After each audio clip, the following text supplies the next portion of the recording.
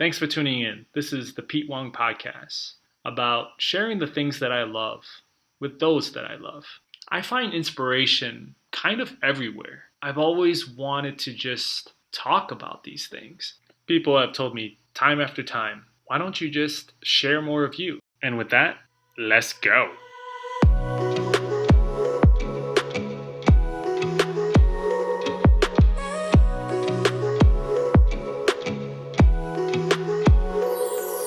Hey everyone, welcome to this next episode of the Pete Wong Podcast. I hope everyone out there, whichever city, state, or country you're in, across the universe, everyone is doing well, staying safe, staying healthy, and still enjoying all aspects of your life. This week was a little challenging because I didn't realize how much the death of the actor Chadwick Boseman would affect me.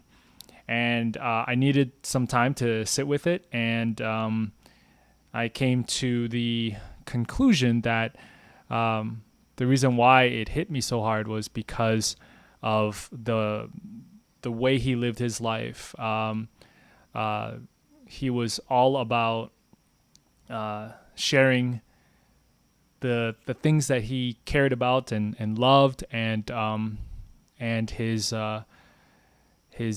triumphs and his tribulations and his struggles and his manifestation and confidence and perseverance. And these are all the let me just make sure something's check. Okay, we're recording. All right. All of these things that he lived his life, I think, resonate with what we talk about on the podcast here, and what this podcast and the work that I do in health and wellness and training our minds and bodies to live a life that's healthier, live a life that's full of more joy. And it was a heavy heart to accept that a person of his caliber is no longer here, and to find out more stories about how he would take time out and go visit different cancer patients, or just the way he shared his life with other people. So I just wanted to just take a moment to just make sure that all of us are just, being mindful of how we're living our lives. And I think the way that he chose to live his life in the 43 years that he was here, it just really resonates with me, and it's extremely transcendent. And the last couple of days, it's been I just had to sit with it. So I just wanted to kick off, just making sure that we're sending that out into the universe, and this type of message and love across all boundaries and borders and differences. And I think it's an important thing. Secondly, I again just want to thank all of you for the support. I am enjoying doing this, and will continue to do this and continue to do more of this. And I just get so thrilled to be able to share these words and what's on my heart with all of you. And so please don't be shy. Send me a message. Let's talk.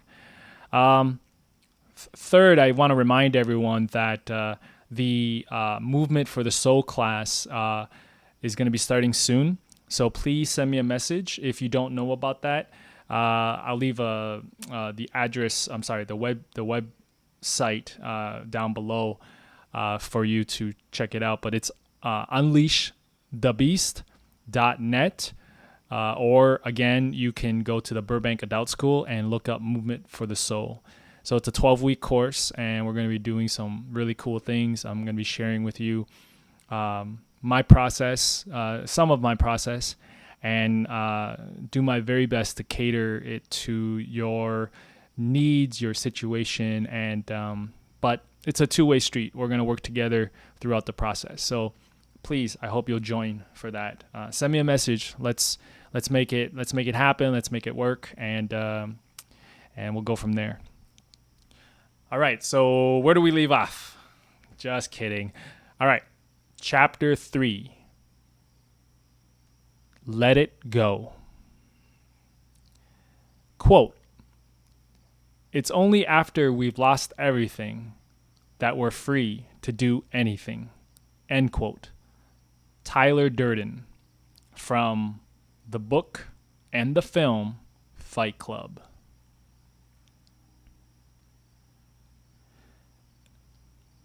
If there was one valuable lesson that I have picked up and been working on the most lately, it's the practice and principle of letting go. I remember when I was younger and first heard these words being spoken out loud. Back then, I didn't think much of it. In fact, I didn't see what the big deal was. I was like, sure, whatever you say, I'll just let it go. Whatever that means. This was fine for a while until the time came when so many things happened that didn't go the way I intended them to. When I didn't meet the expectations I had set forth, or when everything I had planned out blew up in front of me. In other words, when, quote, the shit hit the fan, end quote. You know what I'm talking about, don't you?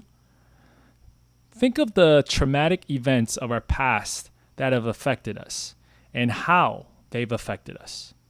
We want so bad to remedy them, to fix them, or, for some people, wish they never happened in the first place. But as we've already mentioned, nothing will make these events in our lives disappear. In fact, it would only be a disservice for us to even try. These are the parts of us that help shape who we are. Or how about those little daily occurrences that we may take for granted if we don't take some time to recognize them? I'm talking about those moments in our day that happen instantly. The ones that come and go so quickly, we hardly remember how we reacted to them until that moment has passed. Take, for example, you're driving down the road, listening to your favorite song, when someone out of nowhere cuts you off. Living in Los Angeles, this is a part of the daily routine. Just today, I had someone zipping across the lanes without even considering my safety or anyone else's. Of course, they didn't. They were probably too busy, too consumed in their own world, focusing on what they wanted, where they were going, to even consider about mine. But how do many of us react when this happens? We are struck emotionally. We take what happens personally. And for some odd reason, in the safe confines of our motor vehicle, we let that driver know exactly how we feel about them. Or, usually in a form of a 4-letter word, or like what I heard growing up, as my mom drove something in your native language tongue that is equivalent to "go die" or "go to hell." Now that I'm older, been there, done that, I try my best not to get all worked up during these situations, or others like it, and simply practice letting go. Helps. How do I feel when this happens? Am I really that pissed off at the other driver? Yes, in a way I am. But does it do me any good to have this road rage, anger, and a brief moment of resentment towards them. Maybe for some of you, but I came to the conclusion, no, it doesn't for me. And this is just one example. But we do it, and we will continue to do it unless we make the conscious decision not to next time. Everything is a choice. And because it is, there are things that we can control, or at least think we can. And then, of course, there are many more things that we can't. And it was probably never meant for us to even try. But it still comes down to how we choose to see things and how we choose to handle our actions. A bunch of different things happen to us, and we try to make some sort of sense of it. We want to fix these things, but in the process, get so caught up in all the hype and drama that in the end, it really doesn't lead us anywhere. So why do we try so hard to make things perfect? To feel the need to have all the answers to everything? Why do we set ourselves up for disappointment? Let it go. Let it all go. Yes, it's the title of an award-winning song made for Frozen, the Disney animated film. But aside from that, I bet I know what you're thinking. This is great, but it's easier said than done. Or is it? I used to think that way too. Even sometimes catch myself still thinking that way, and that's okay. It's all good. There's always room for change, for more practice. Stop. Breathe. Go ahead and let go still.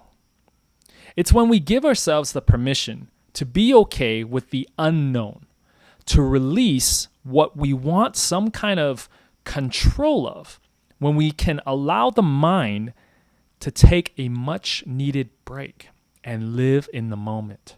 This moment, that's when you'll begin to see your options.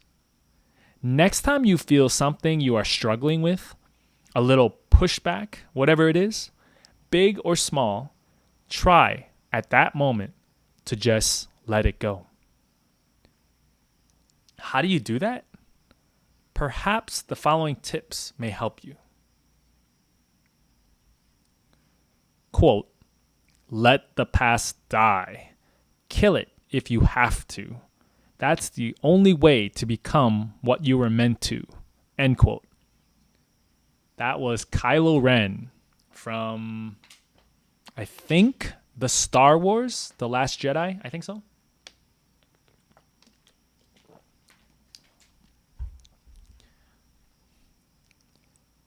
Okay. Tip number 1. Give it a name. Whatever that is bothering you or holding you back, what you feel struggling with, name it. We absolutely cannot complete tasks that are left abstract in our minds. It will feel overwhelming and impossible to take care of. We have to first make it tangible to ourselves before we can face whatever it is we are being challenged by.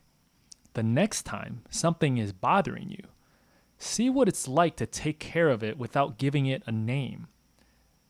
Then try it again, only this time assign a name to it. It can be anything you want, but make sure whatever you choose, it works for you. Maybe the following scenario I went through might help make more sense of what I'm saying. I had been living in Los Angeles for 3.5 years. And in this time, I have worked at 3 different places and done various freelance gigs on the side. I was living in an apartment near Miracle Mile, which, if you don't know where this is, not to worry, but it's between West Hollywood and Beverly Hills. At the time, I was living with 2 other roommates. It was a great place, central to everything, and a safe neighborhood. Eventually, though, things changed, and I was running low on money, both in the amount I was making and whatever was left in my savings account. Whatever choices I had made up till then, I had to come to the reality that I could no longer afford to stay there any longer. As soon as I realized that unless some miracle would happen, I needed to start doing something about my situation. That's when I felt this churning, uncomfortable feeling in my gut. In addition to my stomach tightening up, I got worried and filled with much anxiety. Feelings that I had not felt in quite some time. At first, all I could see was the problem, and all I could think about was the urgency that I was running out of money with only one more month left. I could afford for rent. I was running out of options, or so I thought. Though I tried to be calm about it, truth was, I was panicking inside. I hated this feeling. So what happened? See point number 2. Tip number 2, talk to others about your problem. Talking it out with someone does good for you in so many ways. First, talking it out may help you see your options. Secondly, just by sharing it, you don't feel like the burden is all on you. Now you've got some support behind you. It shouldn't just be anyone too, but those people who you can trust to bear your soul with and won't make you feel dumb and stupid to share things with. Those few people who you really feel comfortable sharing the things you need help working through. Once I started to speak out loud and share my troubles and worries with my friends, Orpheus, Henry, and Junior, the guys I was spending most of my time training martial arts every Sunday morning and Thursday night with for the past few years, my bloodline brothers.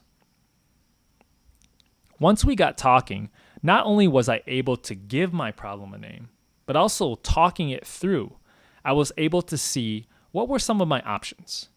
And it didn't feel quite so overwhelming. This whole time, I let my ego get in the way of the solution or solutions. I let my pride of feeling bad for not making enough or having enough money to stay where I was at hold me back. What a blow it was to my ego that I thought. I have lived in LA for almost 4 years now, and I have less than what I had when I first arrived. Somehow, I got it in me that this meant I was a loser, incompetent, a child, and if you allow these thoughts to become what you yourself think, then you only continue to hurt yourself even more.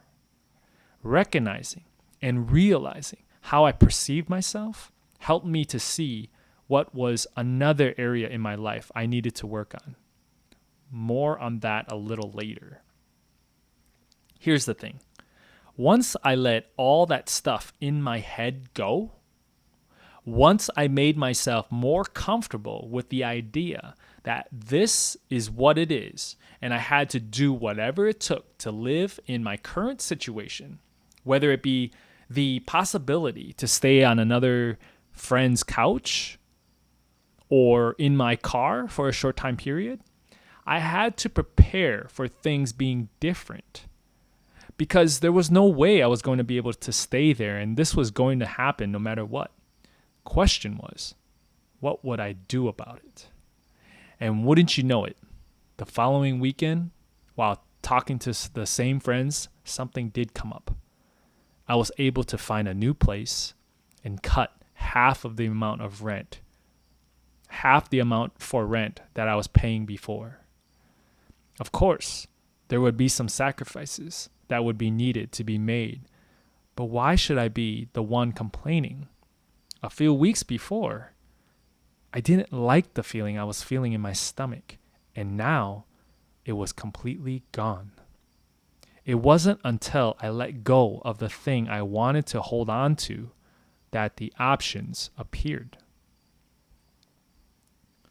We have to give it a name, even if you want to call it Wilson. Wilson. Whatever works best for you. Mine was $925. This is the exact amount I was paying for rent and what I needed, and also what I didn't have anymore. So I had to let it go. Start at ground zero. Instead of saying, I can't afford my rent, or I don't have enough of that, I looked at the most tangible thing instead, hence $925. Now we can start to work on that. I mentioned it earlier, but I said that my ego or pride got in the way too many times. I believe that is what holds us back from accomplishing whatever it is we need done. Instead of worrying about what our expectations expected, start to forgive yourself and let go. If we can let go, we will be rewarded tenfold. Okay, sometimes things end up worse than before, but not always. Sometimes things turn out even better than what we expected. Sometimes, but we should also note sometimes things turn out even worse than what we had hoped, but that's all okay. The important thing is the practice of letting go. Not necessarily the outcome of it each time. The more we practice letting go, the more it will change our current circumstances. And isn't that something cool in itself? This is going to sound cliche, I know. But who wants to live a life where everything stays the same? Live adventurous. Go for it. Why not? What do you have to lose? Quotes. Once we agree to let whatever it is go, then room for something new, something different begins. This is the murky madness. We must first give ourselves the permission to let go of. Still wondering, how do you let go? Something that may help encourage you is putting much less focus on the problem at hand and more on the lesson you learn, the thing you will gain from the experience. Tip number 3. What is the lesson you learned? We all have some version of the murky madness we live with. What is the murky madness? While doing a guest speaking engagement at a nursing home in Minneapolis, Minnesota this past Christmas, one of the residents, Barbie, that was her name, helped coin this term for me. When we were making a list of the things we struggled with or things that held us back, brought stress to us, she said, "You mean our murky madness?" I love this. I asked her if I could steal this wording from her, and she said with the biggest smile, "Please do." Each of us has our own thing we are dealing with. Whether it's getting over a heartbreak after getting dumped, a death in the family, or even getting a little agitated at that person who just cut you off and almost killed you. I know it can be hard, especially sometimes more than others.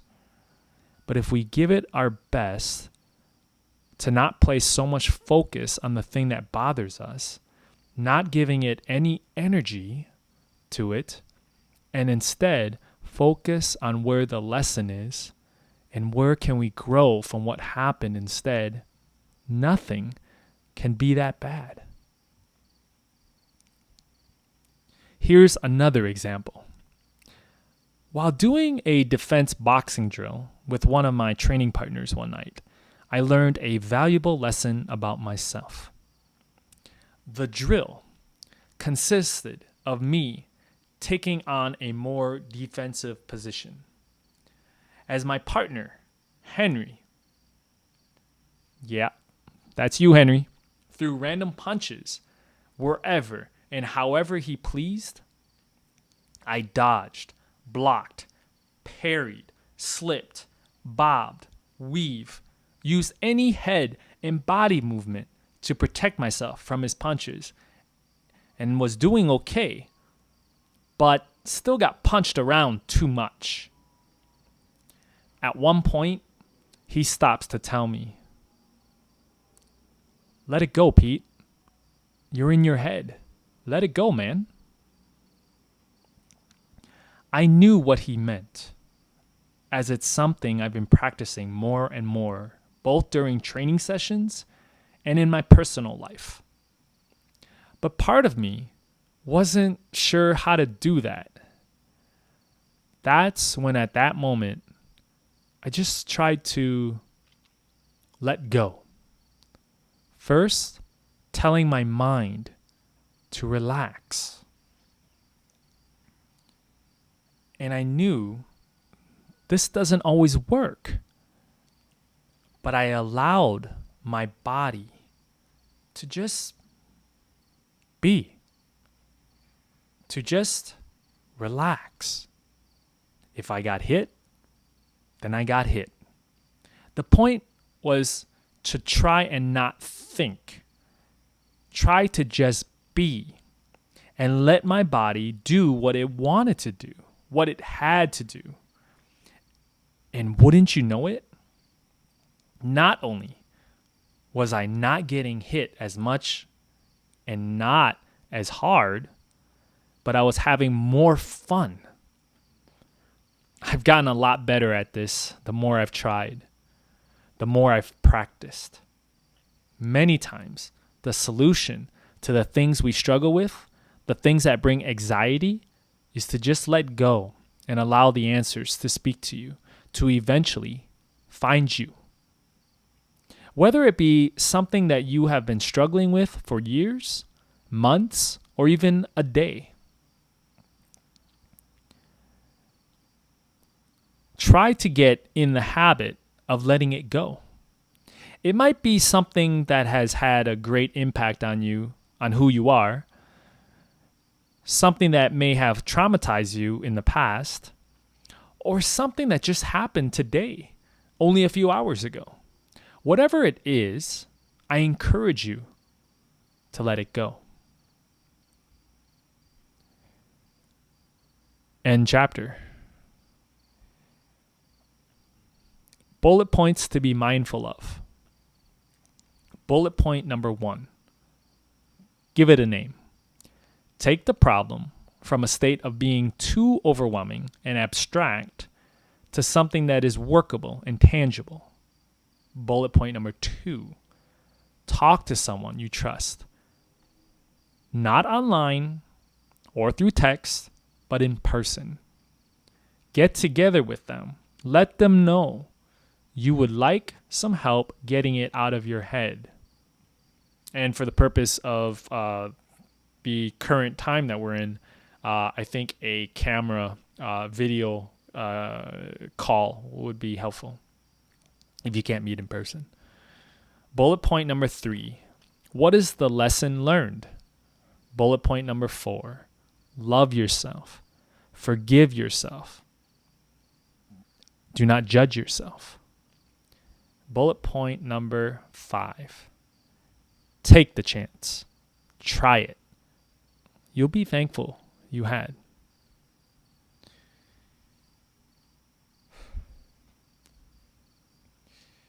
And that concludes chapter 3.